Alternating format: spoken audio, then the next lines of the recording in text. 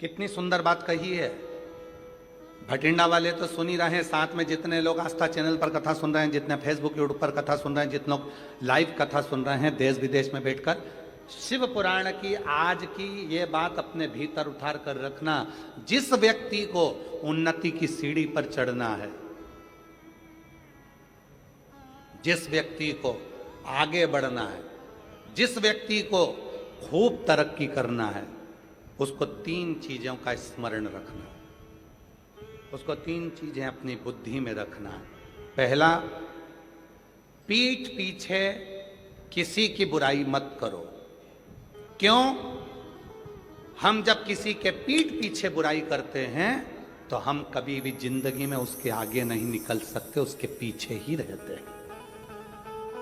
पीठ पीछे बुराई मत करो। तीन चीजें बताई गई है। अगर उन्नति की सीढ़ी पर चढ़ना है, आगे बढ़ना है, तो ये तीन चीजें अपने स्मरण में रखना। किसी की पीठ पीछे बुराई मत करो। हम किसी की पीठ पीछे बुराई करते हैं तो उसके पीछे ही रहते हैं, कभी जिंदगी में आगे नहीं बढ़ पाते। दूसरे नंबर पर, जो आपकी निंदा करे, जो आपकी बुराई करे, उसको गले लगाओ, चाय पिलाओ, नाश्ता कराओ, समोसा खिलाओ, मक्खन पराठा खिलाओ। क्यों? क्योंकि वो तुम्हारी बुराई करने वाला को तुम जब गले लगा कर रखोगे, वो बुराई करने वाला जब तुम्हारी बुराई करता रहेगा तो तुम उस बुराई को छाट कर अच्छे बनते चले जाओगे, और एक दिन इतने अच्छे बन जाओगे कि फिर बुराई करने के लिए तुम्हारे लिए कुछ बचेगा ही नहीं, तुम उस सीढ़ी तक पहुंच जाओ। तीसरे नंबर पर कहा, पहले नंबर पर पीठ पीछे बुराई मत करो, दूसरे नंबर पर बुराई करने वाला जो तुम्हारी निंदा कर रहा है, जो तुम्हारी चुगली कर रहा है, तुम्हारे लिए अपशब्द कर रहा है, तुमको गाली दे रहा है, तुमको आड़ा टेढ़ा बोल रहा है, उसको समोसा कचौड़ी जरूर खिलाओ, चाउमीन खिलाओ, नाश्ता खिलाओ, बघार खिलाओ, खूब पिज्जा खिलाओ, खूब प्रेम से लस्सी पिलाओ, क्योंकि ऐसा बुराई करने वाला। और हम नहीं कह रहे, ये पुराने शास्त्र भी कहते हैं, निंदक न्यारे राखिए आंगन कुटी छवाए, और बिन पानी बिन साबुन सब मेल धुल जाए। अर्थात जो निंदा करने वाला है उससे अपने हृदय से लगा कर रखना। कम से कम वो तुम्हारी निंदा कर कर तुम्हें साफ तो कर रहा है, तुम्हारे पाप को वो झेल तो रहा है। अगर निंदा करने वाला नहीं होगा तो तुम सब बीमार पड़ जाओगे।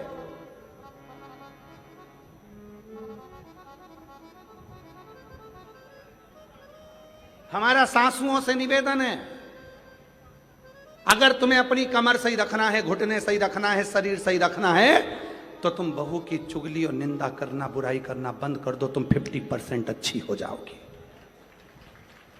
और हमारा बहुओं से भी निवेदन है, अगर तुम्हें अच्छा रहना है, कई बहुएं ऐसी हैं 45 की उम्र में, 40 की उम्र में, 35 की उम्र में, कमर दुख रही है, सिर दुख रहा है, हाथ पैर दुख रही है, कब हर 15 दिन में डॉक्टर, हर 8 दिन में डॉक्टर, ये डॉक्टर बदला, वो डॉक्टर बदला, वो डॉक्टर बदला। कारण क्या है? क्योंकि तुम सास की निंदा करती होगी, और निंदा का मतलब आप सब जानते हो, शिव महापुराण में वर्णन आता है, निंदा की एक कथा आती है, बड़ी सुंदर कथा है, आप सुनिएगा, फिर आप याद करिएगा कि सियोर वाला बाबा गलत तो नहीं बोल दिया। एक कथा आती है, एक संत का झोपड़ा था, संत की कुटिया थी। राजा जंगल में गया, वन में गया,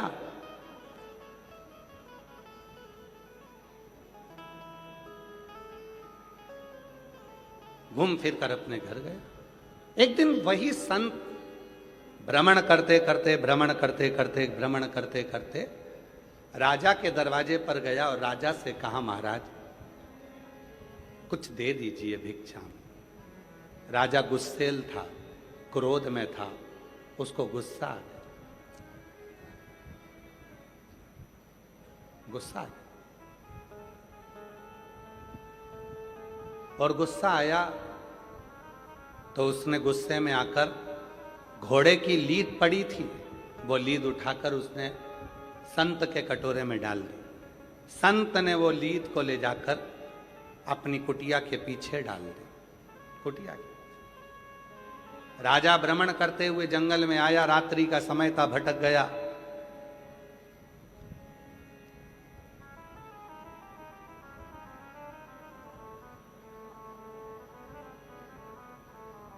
संत के दरवाजे पर आकर उसने देखा, संत तो है, घोड़े की लीद पीछे पड़ी है, और काय का संत जो घोड़ा रखता है घूमने फिरने के लिए। राजा को गुस्सा आया, चल दिया, घर गया।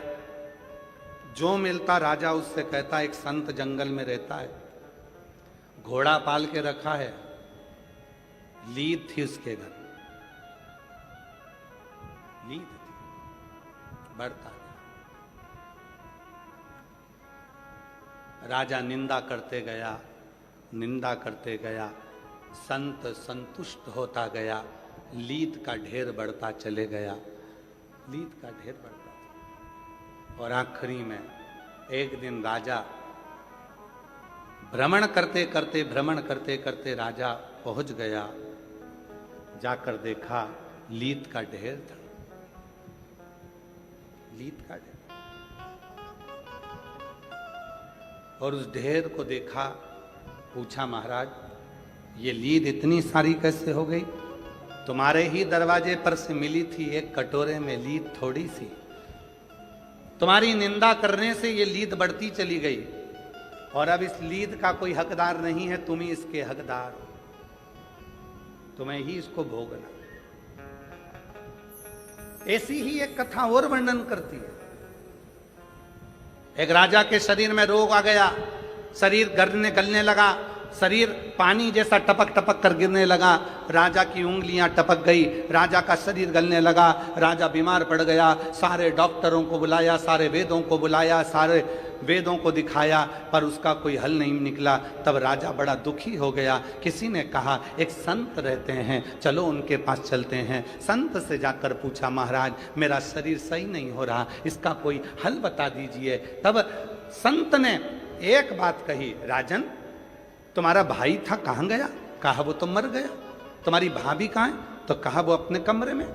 संत ने कहा एक काम करो राजा, भाभी जब अपने कमरे में सोने के लिए चले जाए, चुपचाप से जाना, भाभी के कमरे के बाहर दरी बिछाकर सो जाना, किसी को बोलना मत क्यों सोए हो, बस इतना काम करना प्रारंभ करना। राजा ने वही करना प्रारंभ करा। राजा भाभी के कमरे के बाहर दरी बिछाकर सो जाता। एक सेविका ने देख लिया, नौकरानी ने देख लिया, उसने दूसरी से कहा कैसा खोड़ला राजा है, भाई मर गया तो भाभी के कमरे में सोने जाता। एक ने दूसरे से कहा, दूसरे ने तीसरे से कहा, तीसरे ने चौथे से कहा, चौथे ने पांचवे से कहा। पूरे नगर में बात फैल गई कि राजा ऐसा खोड़ला है कि भाई मर गया तो भाभी के कमरे में सोने के लिए जाता है। और पूरे नगर में चर्चा हो गई, और धीरे धीरे धीरे धीरे राजा का शरीर ठीक हो गया। राजा जैसे ही ठीक हुआ, गुरुजी के पास गया, गुरुदेव मुझे डॉक्टर ठीक नहीं कर पाए, मुझे वेद ठीक नहीं कर पाए, आपने केवल भाभी के कमरे के बाहर में सोया और मुझे ठीक कर दिया, कैसे? संत ने कहा, राजन तूने इतना पाप कर लिया था कि तेरा पाप तेरे शरीर में बीमारी बनकर आ गया था। उस पाप को समाप्त करने के लिए मैंने तेरी निंदा करवाना प्रारंभ कर दी। जब तू भाभी के कमरे के बाहर सोता था, लोग तेरी बुराई करते थे, तुझे कोसते थे, गाली देते थे, अपशब्द कहते थे, निंदा करते थे, बुराई करते थे। राजन जितने लोगों ने तेरी निंदा करी, तेरा पाप उनके खाते में चले गया, और उनका जो पुण्य था वो तेरे खाते में आ गया। इसीलिए निवेदन है, शिव महापुराण के ये 3 सूत्र अपने भीतर उतार कर रखिएगा, जो भगवान शंकर नंदन मन में माता पार्वती जी से कहते हैं। सुनो पार्वती जी, पहला, पीठ पीछे बुराई मत करना। पीछे बुराई करने वाला हमेशा पीठ के पीछे ही रह जाता है, और आगे वाला आगे निकलता चले जाता है। दूसरे नंबर का, कोई निंदा करे, बुराई करे, तुम्हें गाली दे, तुम्हें अपशब्द कहे, तुम्हें ताना दे, दिन रात तुम्हें कोसे, तुम उसका जवाब मत दो। तुम उसको गले लगाकर उसको समोसा खिलाओ, कचौड़ी खिलाओ, लस्सी पिलाओ, भोजन कराओ, मक्खन पराठे खिलाओ, उसको बेहतरीन बेहतरीन भोजन कराओ, जलेबी खिलाओ, उसको इमरती खिलाओ, उसको पकवान खिलाओ। क्यों? क्योंकि वो अपना खुद का पुण्य बुराई कर कर तुमको दे रहा है, और तुम्हारी बुराई कर कर कर तुम्हारे पूरे पाप को वो अपने माथे ले रहा है। वो बीमार पड़ेगा, दुखी होगा, तकलीफ में आएगा, कष्ट में आएगा, पर तुम्हें ठीक कर देगा, ऑटोमेटिक। इसलिए मेरा सासू माताओं से निवेदन है, जितनी भी सासें बैठी हैं सबसे निवेदन, स्वस्थ रहना है तो निंदा मत करो। बहू की निंदा करी तो बहू का पाप तुम्हारे माथे पर, और तुमने जितनी माला जपी उसका पूरा पुण्य बहू के पास। इसलिए याद रखना, एकदम शांत। तुम किसी घर में देखना, बहुएं तो दिन भर बीमार रहती हैं और सास एकदम चकाचक डेंटिंग पेंटिंग करके, बेहतरीन लाइन खींच के, डब्बा भर के, और पार्लर में जाके धागे से वो एकदम मस्त रहे, उन्हें कोई मत। अब कई बहुएं कहती हैं, बताओ मेरी तो कमर दुख रही है, मेरा पांव दुख रहा है, मेरा हाथ दुख रहा है, मेरा ये दुख रहा है, मेरा वो दुख रहा है, और बहुएं कह रही है मेरा शरीर ये दुख रहा है। और सास, क्यों मम्मी 15 लोग आ रहे हैं तो क्या हुआ, मैं हूं ना, खाना बना लूंगी, तू तो रहने दे, तू तू तू जा, तेरा बच्चे संभाल तू तो। और बुढ़िया माँ ने खाना माना बना के तैयार, और बहू क्यों? क्योंकि बहू इतनी सास की बुराई करती है, सास की बुराई करते करते बहू सास की सारी बीमारी को खुद ले लेती है, और अपना जितना पुण्य है वो सास को दे देती है। इसलिए याद रखना, ये ट्रांसफर बहुत ध्यान देने वाला है, बहुत ध्यान।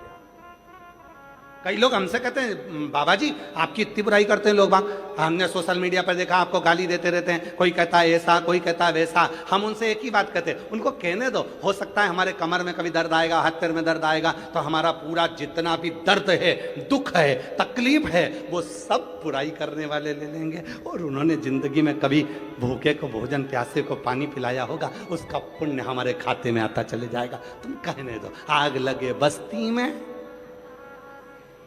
जम के बोलो, आग लगे बस्ती में, क्या किसको रोइए,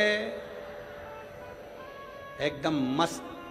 जितना जितना लोग बुराई करें, तुम उतनी जोरदार खजूर वाली चोटी बना के जाओ, उतनी जोर भाई, खजूर वाली।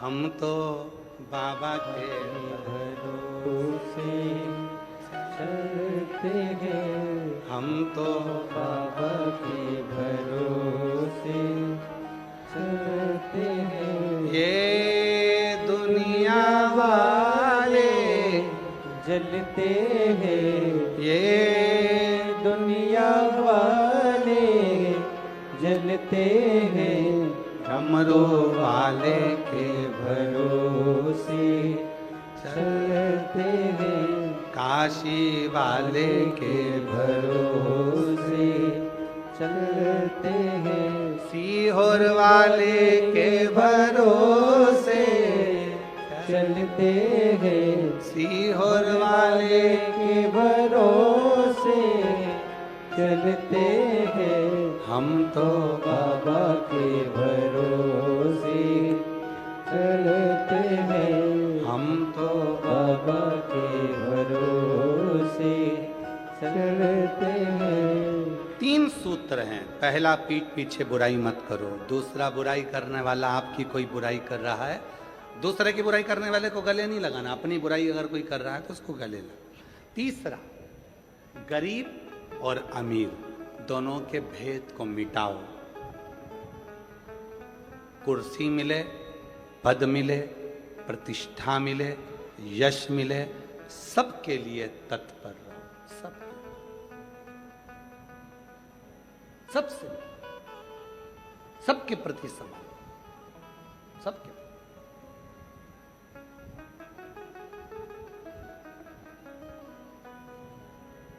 समर्पण इसी को कहते हैं।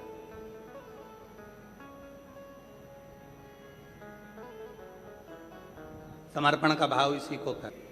किसी को कोई कष्ट तो नहीं है, किसी को कोई परेशानी तो नहीं है, सबके पास जाए। हमने कहा पापा भी तो जाते हैं अमरजीत सिंह जी, कहने लगे वो भी जाते हैं, हम भी जाते हैं। हमको इतनी खुशी हुई, आज के समय के ये नवयुवक बेटे और बेटे के साथ में आपके भटिंडा क्षेत्र के मेयर, अगर उनका भाव इतना शुद्ध है तो हमें लगता है कि पूरे भटिंडा का भाव कितना शुद्ध होगा। ऐसी शुद्धता का भाव होना चाहिए। हमें जाना है, सबसे मिलना है, किसी को कोई कष्ट तो नहीं है। उनके मुख से सबसे पहले मैं पदम जी आपको साधुवाद देता हूं इस चीज के लिए। बहुत बहुत साधुता है आपके भीतर। कम से कम हम सबसे मिलेंगे, सबसे। किसी को कोई कष्ट तो नहीं।